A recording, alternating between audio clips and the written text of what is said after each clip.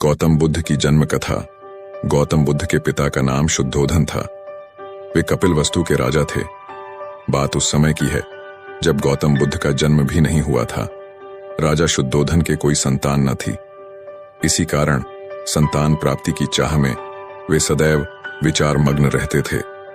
संतान प्राप्ति की चाह में ही उन्होंने 2 विवाह किए थे।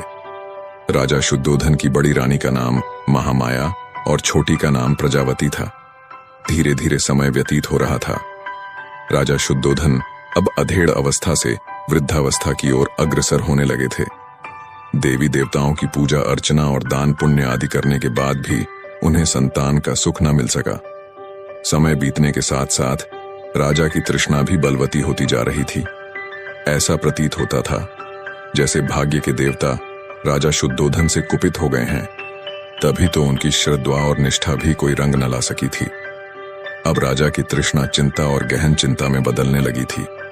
राज्य में चारों ओर सुख शांति और समृद्धि थी, किंतु अपना उत्तराधिकारी न होने के कारण यह सब कुछ राजा को निरर्थक ही प्रतीत होता था।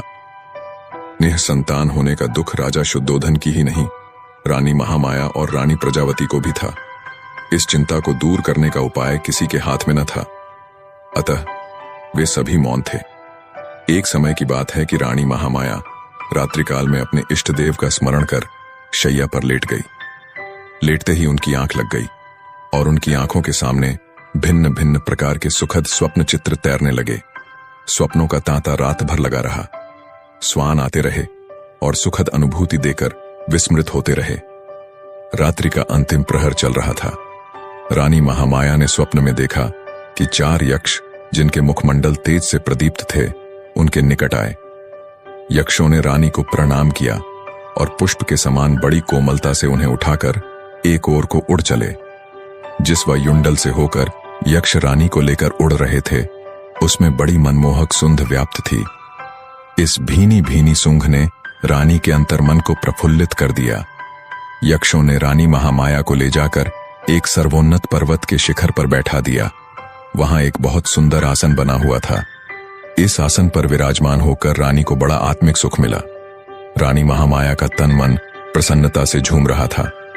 इसी बीच स्वर्गलोक में निवास करने वाली सुंदरता की प्रतिमूर्ति अप्सराएं वहां एकाएक प्रकट होड़ों। अप्सराओं ने करबद्ध हो शीश झुकाकर रानी को प्रणाम किया। देवी, एक अप्सरा रानी से बोली, आपके स्नान का समय हो गया है, कृपया स्नान के लिए प्रस्थान कीजिए। रानी कुछ न बोली, उठकर उनके साथ चल दी। अप्सराएं रानी को ले मंगल गीत गाती हुई एक सरोवर के पास पहुंची। सरोवर अत्यंत सुंदर था और उसमें श्वेत कमल पुष्प शोभायमान थे। अप्सराओं ने रानी की ले जाकर सरोवर के मध्य खड़ा कर दिया और मल मल कर स्नान कराने लगीं। सरोवर का जल रानी के शरीर पर पड़ते ही उनकी काया कंचन जैसी हो गई। इस दिव्य जल के स्नान से रानी का शरीर भी अप्सराओं के समान ही सुंदर ही गया। रानी महामाया आश्चर्यचकित होकर अपने रूप सौंदर्य को निहार रही थी। दिव्य जल से स्नान करने के बाद उनकी काया अत्यंत कमनीय और सुंदर हो गई थी। शरीर पर पड़ी हुई झुर्रियां भी पूरी तरह मिट चुकी थीं। उन्हें ऐसा लगा था मानो उनका यौवन दिव्य रूप राशि के साथ पुनः लौट आया हो। उनका मन मुदित था। स्नान के बाद अप्सराओं ने रानी को अत्यंत सुंदर और बहुमूल्य वस्त्र पहनाए। भिन्न भिन्न प्रकार के आभूषणों से उनका श्रृंगार किया। इसके बाद अप्सराएं रानी को एक श्वेत मरमरी महल में ले गई। विभिन्न प्रकार से उनका स्वागत सत्कार किया गया। एक अप्सरा अपने हाथों में दिव्य सामग्री से भरा थाल लेकर प्रकट हुई। उस खाद्य सामग्री से स्वादिष्ट सूंठ उठ रही थी। उसने खाद्य सामग्री रानी के सामने प्रस्तुत की। जब रानी ने उसका स्वाद चखा तो उनका तन मन आह्लादित हो उठा। दिव्य खाद्य सामग्री खिलाने के बाद अप्सराएं रानी महामाया को महल के एक दूसरे कक्ष में ले गई। उस कक्ष में एक पुष्प सेज सजी हुई थी। अप्सराओं के आग्रह पर रानी पुष्प सज्जित सेज पर विश्राम करने लगी। उस सेज के सामने ही रानी को एक स्वर्ण शैल और उस पर मंडराता सुंदर हाथी अपने अत्यंत निकट प्रतीत हुआ। हाथी ने कमल पुष्प से रानी के दाएं अंग पर धीरे से प्रहार किया और फिर लघु से लघुतर स्वरूप धरकर वह एकाएक रानी के गर्भ में समा गया। प्रभात रानी ने भय और आश्चर्य से तुरंत अपनी आंखें खोल दी। अब रानी को पता चला कि वह स्वप्न देख रही थी। बड़ा ही आश्चर्यचकित कर देने वाला और सुखद स्वप्न था, आंख खुलते ही जिसका समापन हो गया था।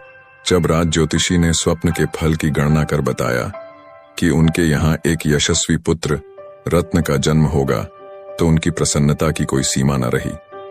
राज ज्योतिषी की घोषणा ने जैसे राजा, रानी और प्रजा के ऊपर से चिंता की कालिमा को समाप्त कर दिया था। राजमहल में छाया सन्नाटा धीरे धीरे सिमटने लगा। ज्यों-ज्यों रानी महामाया का गर्भकाल पूर्ण होने की ओर अग्रसर हो रहा था, त्यों-त्यों राजमहल में प्रसन्नता बढ़ती जा रही थी। अब गर्भकाल लगभग पूर्ण होने को था। उस काल की प्रथा के अनुसार रानी अपने प्रथम शिशु को अपने माता पिता के गृह पर ही जन्म देती थी। इसे अत्यंत शुभ माना जाता था।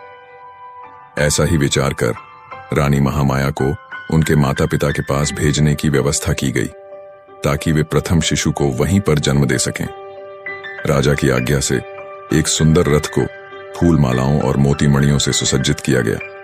उस रथ में रानी के साथ उनकी प्रिय दासियों और परिचारिकाएं बैठीं। रथ के आगे आगे 6 घोड़ों पर सवार योद्धा सैनिक चले और इसी प्रकार पीछे भी घुड़सवार सैनिक चले। धीरे धीरे रानी का यह काफिला आगे बढ़ा जा रहा था कि लुम्बिनी वन के निकट रानी को तीव्र प्रसव पीड़ा होने लगी। परिचारिकाओं के कहने पर रथ को लुम्बिनी वन में ही एक उचित स्थान देखकर रोक दिया गया। वैशाख मास की पूर्णिमा थी। गगन पर पूर्ण चंद्र जगमगा रहा था। लुम्बिनी वन का कोना कोना जैसे पूर्णिमा की शीतल चांदनी में अपनी मधुरिमा के साथ शोभायमान हो रहा था। इस वैशाख पूर्णिमा को जैसे सदियों से लुम्बिनी वन में इस महान घटना के घटने की ही प्रतीक्षा थी, और प्रतीक्षा की घड़ियों धीरे धीरे समाप्त होती जा रही थीं। यह घटना ईसा से लगभग 564 वर्ष पूर्व की है। रानी महामाया प्रसव पीड़ा से आकुल लुम्बिनी वन में पुष्यों से आच्छादित वृक्ष के नीचे विश्राम कर रही थी। परिचारिकाएं उनकी तरह तरह से सेवा शुश्रूषा कर रही थीं।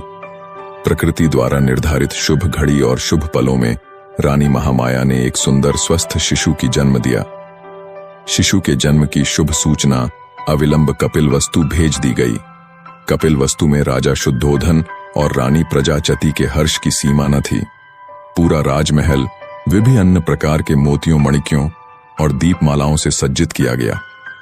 राजा शुद्धोधन और रानी प्रजावती ने पुत्र प्राप्ति से प्रसन्न होकर निर्धनों और ब्राह्मणों को खुले हाथों से दान देना प्रारंभ कर दिया। राजा ने अपनी प्रिय पत्नी महामाया और नवजात शिशु को लुम्बिनी वन से कपिलवस्तु बुला लिया था। राजमहल में उनका बड़े हर्ष के साथ स्वागत किया गया। एक दिन असित आरशी दरबार में पधारे।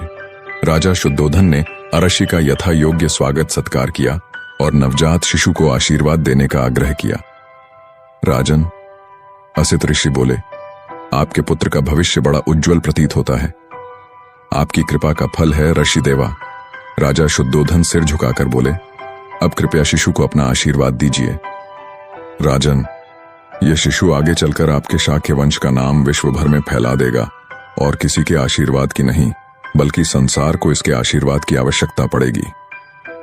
कहकर असित आर्षि ने शिशु के मस्तक पर अपना हाथ रखा।